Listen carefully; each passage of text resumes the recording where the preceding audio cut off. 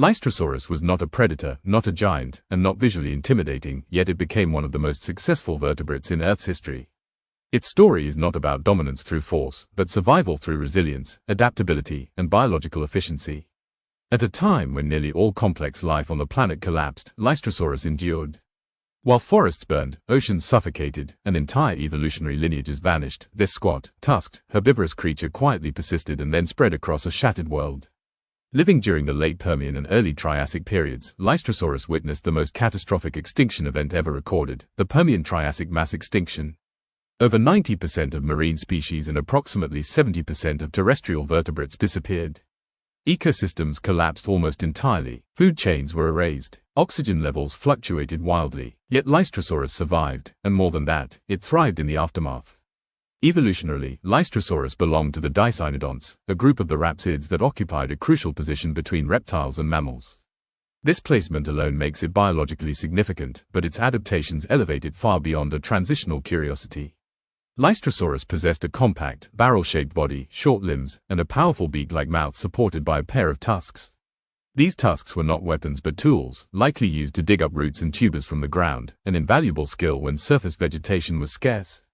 Its skull reveals a creature optimized for efficiency. The beak allowed Lystrosaurus to crop tough, fibrous plant material, while the tusks assisted in accessing underground food sources that other herbivores could not reach. This feeding strategy likely gave Lystrosaurus a massive advantage when forests were destroyed and plant diversity collapsed. While specialized herbivores starved, Lystrosaurus adapted. One of the most critical aspects of Lystrosaurus's survival was its respiratory system. Fossil evidence suggests it may have been capable of low oxygen tolerance, an essential trait in the post-extinction world where atmospheric oxygen levels dropped dramatically. Enlarged nasal passages and a robust ribcage indicate efficient breathing, possibly allowing it to survive in conditions that would have suffocated many competitors. Behaviorally, Lystrosaurus appears to have been a burrower. Fossilized burrow structures associated with its remains suggest that it could dig into the ground to escape extreme temperatures, fires, and toxic air. Burrowing would have provided protection not only from predators but from environmental instability itself. In a world of chaos, underground shelter became a lifeline. Social structure is harder to determine, but population evidence suggests that Lystrosaurus lived in large numbers. After the extinction event, fossil beds dominated almost entirely by Lystrosaurus have been found across what are now Africa, India, Antarctica, and China.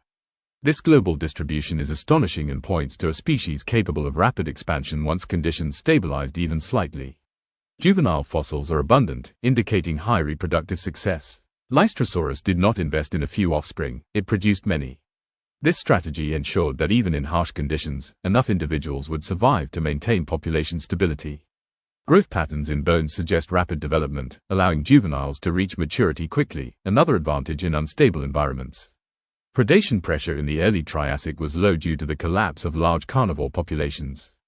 This allowed Lystrosaurus to spread without facing significant threats. However, its anatomy still reflects caution rather than complacency. Its low profile, strong limbs, and likely herd behavior reduced vulnerability, while burrowing offered escape when danger arose. Lystrosaurus was not intelligent in the way mammals are today, but intelligence was not required. What mattered was robustness. Its nervous system, metabolism, and body structure were all optimized for endurance rather than performance. It was not fast, not agile, not aggressive, but it was almost impossible to eliminate. The dominance of Lystrosaurus after the mass extinction reshaped terrestrial ecosystems. In some regions, it accounted for over 90% of all land vertebrate fossils from the early Triassic. This level of dominance is nearly unheard of and indicates a near monoculture of survival. Earth, for a time, became the planet of Lystrosaurus. Ecologically, this had profound consequences.